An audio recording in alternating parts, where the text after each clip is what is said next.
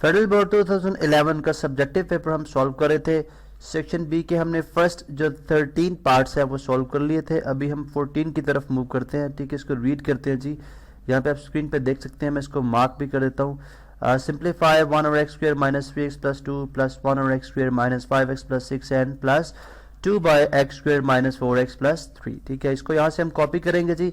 अब यहाँ पे देखें कि हमारे पास जो है एडिशन है। ठीक है, एडिशन के केस में हम अगर फ्रैक्शंस में हो हमारे पास टर्म्स तो हम उनका एलसीएम करते हैं। ठीक है, अब एलसीएम लेने के लिए अगर आप देखें तो डिनोमिनेटर में हमारे पास जो प्रोडक्ट ऑफ फैक्टर्स गिवन है, हमें दोबारा वापस इसके फैक्टर्स बनाने हैं ताकि हमें एलसीएम लेते वक्त आसानी हो। ठीक है, डायरेक्टली हम फैक्टर्स किस तरह से बनेंगे, ऑफ कोर्स हमें पता जी फैक्टर्स हम मिड टर्म ब्रेक से बनाते हैं। तो फैक्टर्स ऑफ फर्स्ट टर्म, जो फर्स्ट टर्म का डिनोमिनेटर है x square minus 3x plus 2, इसके फैक्टर्स क्या बन जाएंगे, हम x square minus 2x minus x plus 2 लिखेंगे। यानी इस तरह से मैं जस्ट रिवीजन कर दूं, फर्स्ट और लास्ट टर्म के प्रोडक्ट के इक्वल माइनस 3x को इस तरह से ब्रेक करना है कि अगर इसको दोबारा ऐड किया जाए तो माइनस 3x बने और अगर मल्टीप्लाई करें हम तो 2x स्क्वायर बने। तो ये हमारे पास पॉसिबल फैक्टर्स है। डिटेल्ड में जो है मिड टर्म ब्रेक पे हमारे पास लेक्चर पड़े हैं। ठीक है, आप वो सुन सकते हैं अगर आप इसको प्रॉपर समझ ना आए। ठीक है, कि फैक्टराइजेशन जो हमने किस तरह से करनी है,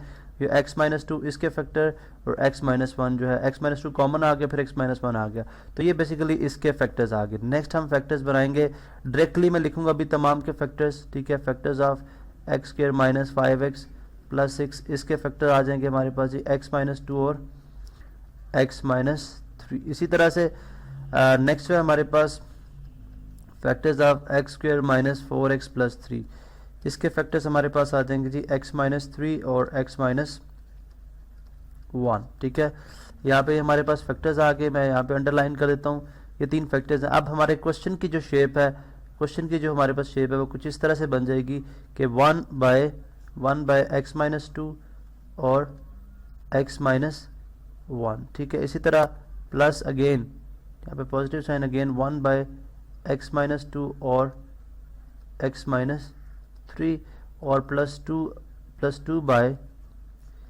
x माइनस 3 और x माइनस 1। ठीक है, अब यहाँ से नेक्स्ट इसका एलसीएम लिया जाएगा।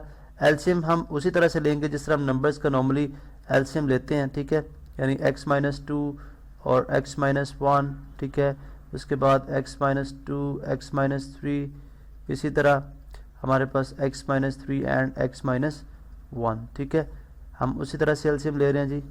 यहाँ पे x माइनस 1 के साथ करेंगे तो ये x माइनस 2 यहाँ पे रह जाएगा। ठीक है, यहाँ पे x माइनस 2 x माइनस 3 होगा। ठीक है, यहाँ पे x माइनस 3 जस्ट रह जाएगा। इसी तरह नेक्स्ट अगर हम देखते हैं तो x माइनस 2 के साथ कर लेते हैं, यहाँ पे 1, यहाँ पे x माइनस 3 और यहाँ पे भी x माइनस 3। नेक्स्ट हम x माइनस 3 के साथ कर लेते हैं। ठीक है, सॉरी x माइनस 3 के साथ करते हैं तो हमारे पास क्या रह जाएगा 1 1 एंड 1। तो सो एलसीएम हमारे पास क्या आ गया, एलसीएम हमारे पास जो है यहाँ पे आ गया वो है जी x माइनस 1। ठीक है, इन तीनों का product x minus 1 x minus 2 और x माइनस 3 है हमारे पास एलसीएम है। तो हमारे पास फर्दर हम इसको किस तरह से सॉल्व करेंगे, अब यहाँ पे आप देख सकते हैं जी। फर्दर हमारा ये क्वेश्चन किस तरह से मूव करेगा, x minus 1 x minus 2 x minus 3 हमारे पास एलसीएम आ जाएगा। ठीक है, अब डिवाइड करेंगे जो टर्म है फर्स्ट टर्म के जो डिनोमिनेटर को एलसीएम के साथ, हमारे पास जो मिसिंग टर्म x माइनस 3 आ जाएगा, x माइनस 3 बचेगा, x माइनस 3 इंटू 1 हो जाएगा। इस तरह plus 1 into x minus 2 x minus 3 है, x माइनस 1 नहीं है, x माइनस 1 इंटू 1 हो जाएगा और उसके बाद plus 2 into x minus 2 missing है तो x माइनस 2 हो जाएगा। ठीक है, नेक्स्ट हम इसको सॉल्व करेंगे किस तरह से, यहाँ पे देख सकते हैं आप, डिफरेंट कलर से कर लेते हैं जी।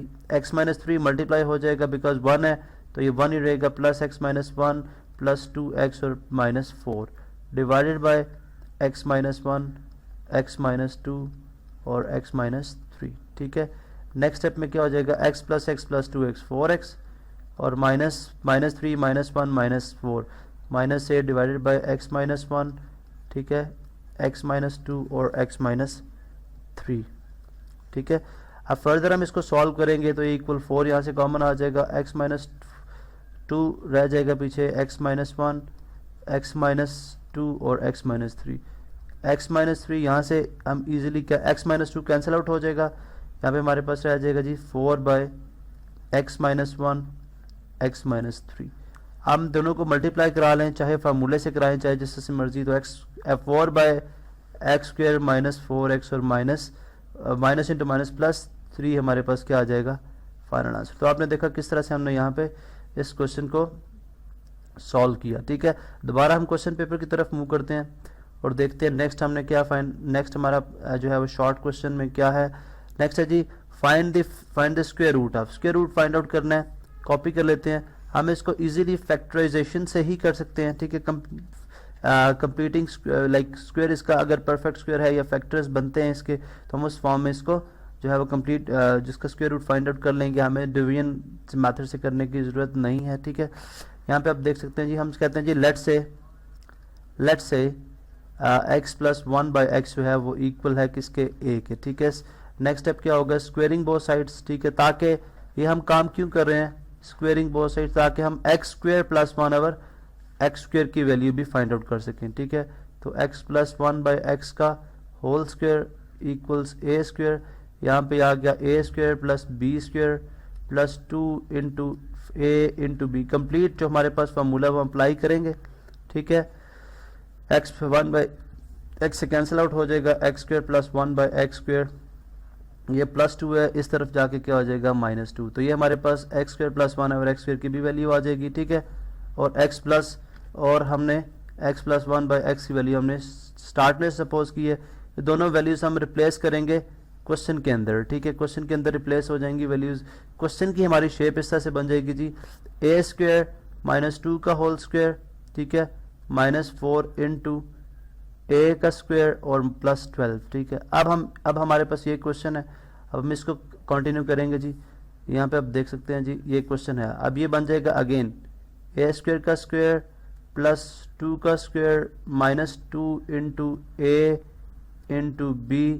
आगे हमारे पास वही क्वेश्चन है -4a² और +12। ठीक है, यहाँ पे आप देख सकते हैं बन गया a4 + 4 -4a² -4a² और +12। ठीक है, यहाँ पे आप देख सकते हैं जी a4 ये बन गया -4a² -4a² -8² और +16। नेक्स्ट हम देख लेते हैं इसको हम किस तरह से लेके चलेंगे। यहाँ पे आप देखें जी कि हमारे पास ये बनता है क्वेश्चन। अब अगर मैं देखूँ ये a² का स्क्वायर, ठीक है, 16 को मैं 4 का स्क्वायर लिख सकता हूँ।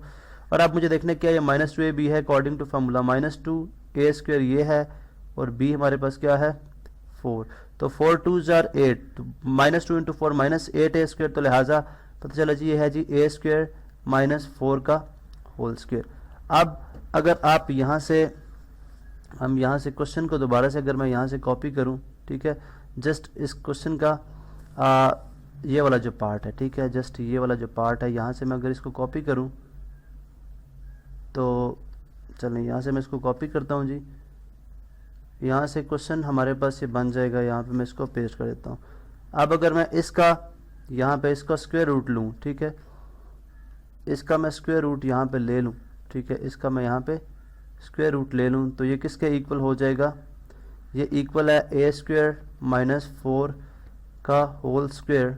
ठीक है, बल्कि हम इसको इस तरह से भी लिख सकते हैं कि यहाँ पे मैं इसको प्लस माइनस पुट कर लूँ और इसका होल स्क्वायर, ठीक है, और ये आ जाएगा इसी का अंडर रूट। ठीक है, चलें यहाँ पे इस तरह कर लें, ठीक है, इसका अंडर रूट। ठीक है, अब ये स्क्वायर अंडर रूट से कैंसिल आउट हो जाएगा, हमारे पास आ जाएगा +-a² - 4। ठीक है, अब फर्दर हम यहाँ पे a² - 4 की वैल्यू a की वैल्यू रिप्लेस करें तो ये बनेगा +-x + 1/x का होल स्क्वायर, ठीक है, और -4। अब इसको अगर सॉल्व करें तो प्लस माइनस यहाँ पे आ जाएगा जी ये a² + 1/x², ठीक है, +2 × x × 1/x, ठीक है, और -4। ठीक है, यहाँ से x से कैंसिल आउट हो जाएगा। ठीक है, हमारे पास ये फाइनल आंसर मैं यहाँ पे लिखने लगा हूँ +-x² + 1/x²। यहाँ पे +2 है, +2 - 4 -2, तो ये हमारे पास क्या है जी फाइनल आंसर है। तो यहाँ पे हम जो है क्वेश्चन स्टॉप कर देंगे।